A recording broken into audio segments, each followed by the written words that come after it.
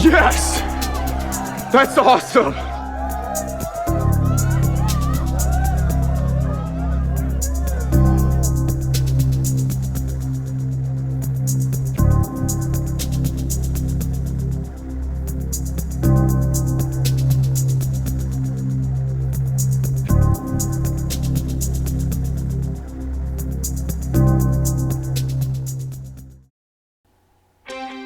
Good morning, ladies and gentlemen. The temperature certainly isn't 110 degrees as I'm recording this in March in Scotland, but the clocks have went forward, so that means we're getting closer to the better weather. Now, I've always been a bit of a Top Gun fanboy, and for years I've wanted a Kawasaki GPZ900R done up like Mavericks in the original movie, so when I got the opportunity to get my hands on one, I jumped at it. A gentleman's agreement was made and we wheeled the bike into my garage. So sit back and relax while I show you how Dell and I took the bike from this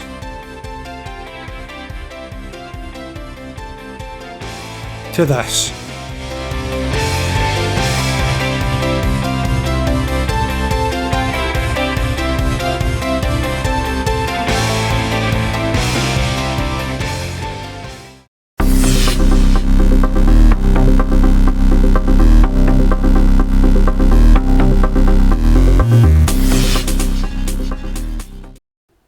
The first thing I had to do was get all the plastics off it and see how it was looking underneath, which wasn't an easy job.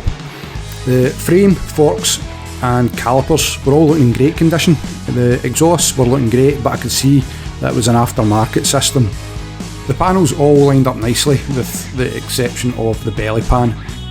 Because the aftermarket exhausts were sitting a bit low, they were touching on the belly pan, which was going to be a problem when they got up to operating temperature.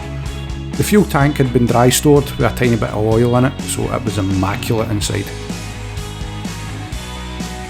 The radiator and oil cooler mounts were corroded, so I got onto eBay and ordered replacements for them, along with a new temperature gauge for the radiator. When they arrived, I got the oil cooler and radiator rubbed down and sprayed with Simonized Tough Paint, along with the guards, and what a difference that made. The next job was to get the rocker cover off and see how the top end of the engine was looking. As I expected, it looked fine. I stuck some fresh oil in over the cams and then rubbed down and spray painted the rocker cover. The next job was to get the carbs out, check them over and change the throttle cables as the original ones were kinked. When the Haynes manual tells you that the steps they give you are the quote bare essentials of what is a very awkward and difficult procedure, unquote, and that great care and patience must be exercised at all times, then you know you're in for a few skin knuckles. What a job it was, but I managed to get them out and the new throttle cables in. I thought it would just be a case of getting some fuel into the bike and starting it up, but of course that wasn't to be. The fuel poured out of the carbs as quickly as it went in, so it was back out with the carbs again. The float bowl gaskets were goosed, so I ordered a new rebuild kit. And when it arrived, I took the carbs to Del Diablo, where we got them stripped, ultrasonically cleaned and fitted the new rebuild kit. I'd also done a bit of reading that said a 4-degree ignition advancer was a great upgrade to do, so I ordered one of those and got that fitted as well. My next disaster was the threads in the fuel tank mounting hole had been stripped, so I decided to put helicoils in them. I drilled the hole and drilled right into the wiring loom behind it. Thankfully I didn't do any damage to the actual wires, it was just insulation. But yeah, that wasn't ideal.